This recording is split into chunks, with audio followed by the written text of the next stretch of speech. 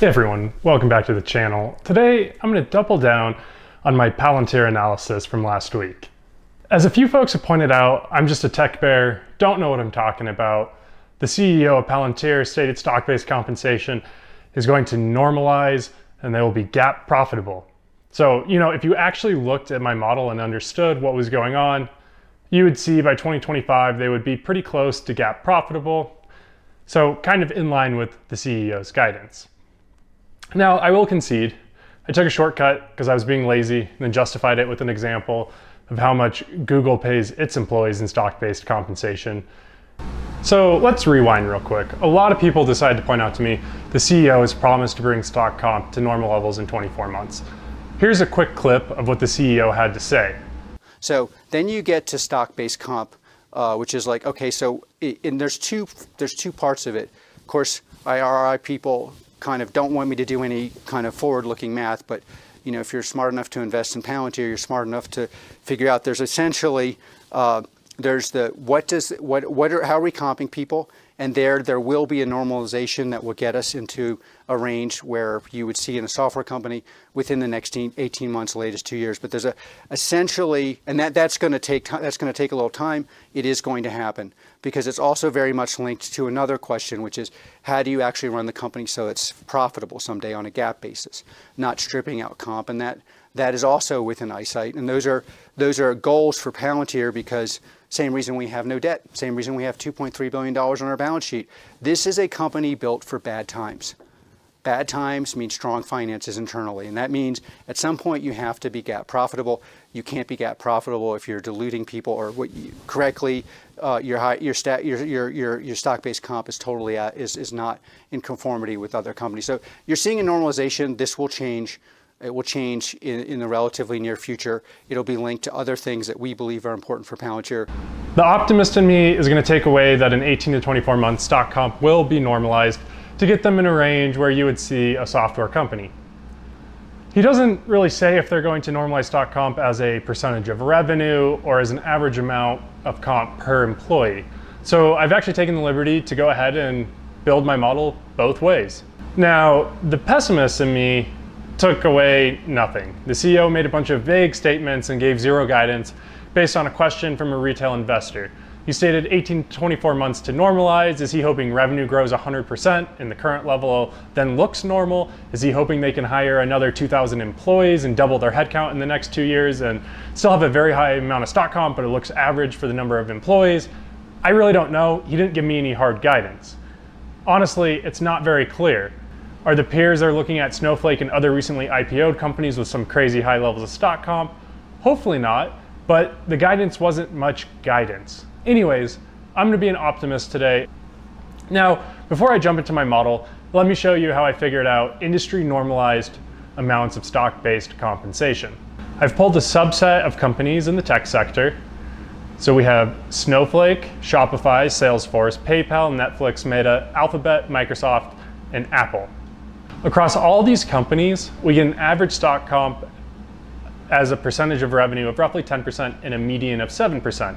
We also get an average stock comp per employee of around $82,000 annually and a median of $52,000. I've decided I'll use the medians as they're lower, so that'd be more favorable for the Palantir bulls.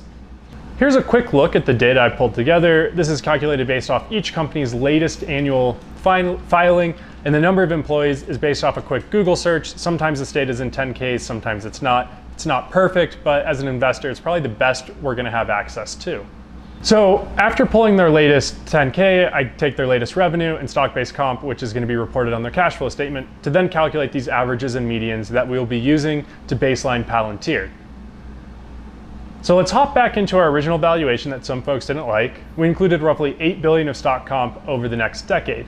And this got us a valuation of roughly $16 to $20 billion, showing that Palantir was pretty overvalued at its current market cap around $27 billion.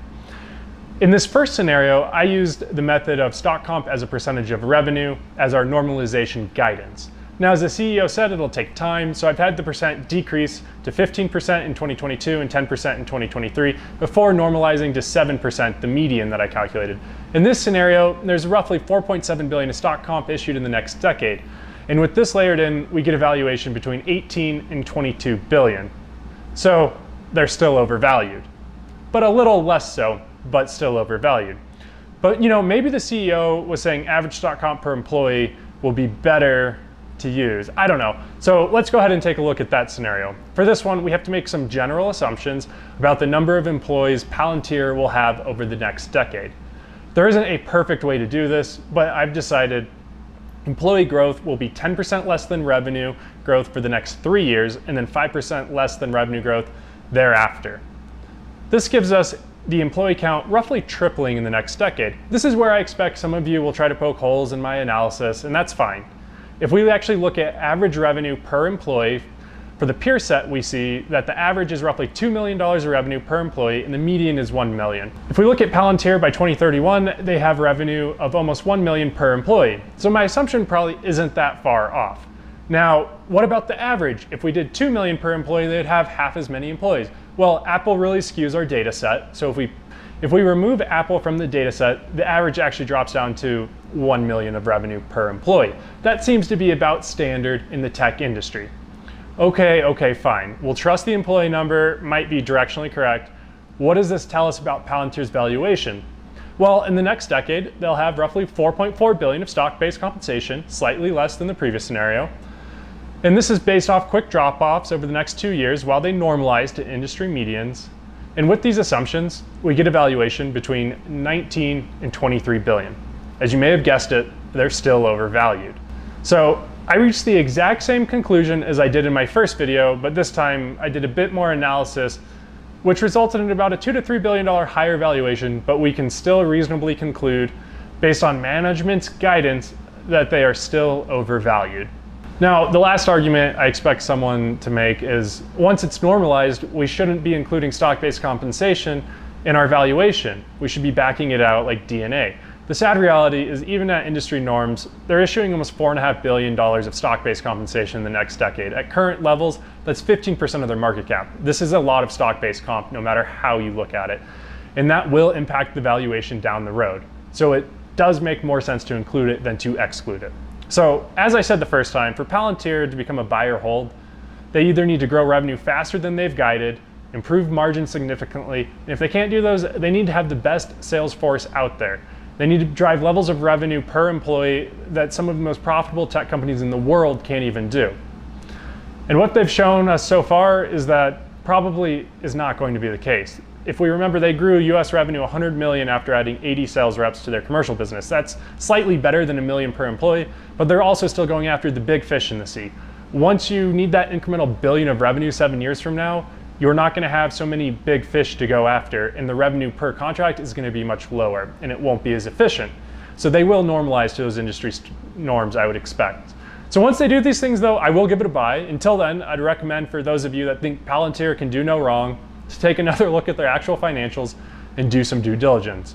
I know we live in a society, an online presence now, where any counter argument is considered FUD, fear, uncertainty, and doubt. The reality is Palantir is a good company, but a few things need to shift to justify the current valuation from a fundamental perspective. So anyways, as always, thanks so much for tuning in. I hope you found this useful. Please leave any questions or comments you have below and I'll get back to you.